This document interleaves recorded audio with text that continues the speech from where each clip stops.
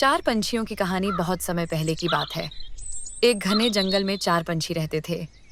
उनके नाम थे पीकू, मीकू, चीकू और टिकू। चारों बचपन से ही अच्छे दोस्त थे और हमेशा साथ रहते थे। वे हर सुबह सूरज की पहली किरण के साथ उठते, जंगल के आसमान में उड़ान भरते और नए नए स्थानों की खोज करते थे।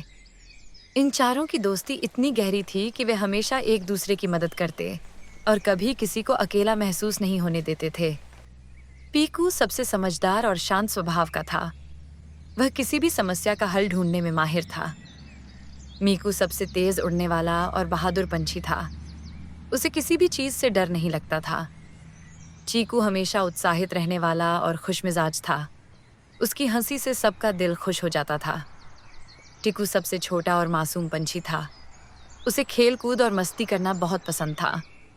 एक दिन चारों दोस्तों ने सोचा कि वे जंगल से बाहर निकलकर एक बड़ी यात्रा पर जाएंगे और नई नई जगहों को देखेंगे। उन्होंने तय किया कि वे दूर दूर तक उड़ान भरेंगे और जंगल के बाहर की दुनिया को भी देखेंगे। यह योजना बनाकर वे अगले दिन सुबह उड़ान भरने के लिए तैयार हो गए।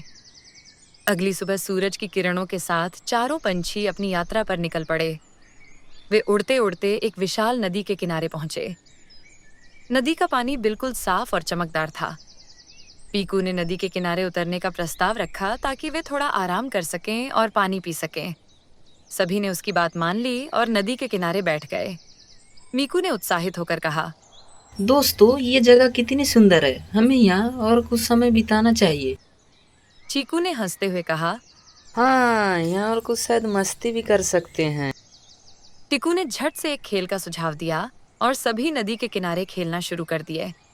कुछ देर बाद पीकू ने कहा, अब हमारी यात्रा जारी रखना चाहिए दोस्तों, क्योंकि हमें और भी जगह देखनी है। सभी ने सहमति जताई और उड़ान भर दी। उड़ते उड़ते वे एक पहाड़ी क्षेत्र में पहुंच गए, जहां चारों ओर ऊंची ऊंची पहाड़ियां और गहरी घाटियां थीं।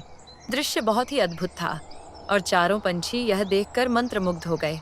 मीकू ने जोश में आकर कहा, चलिए इन पहाड़ियों के ऊपर से उड़कर देखते हैं कि दूसरी तरफ क्या है।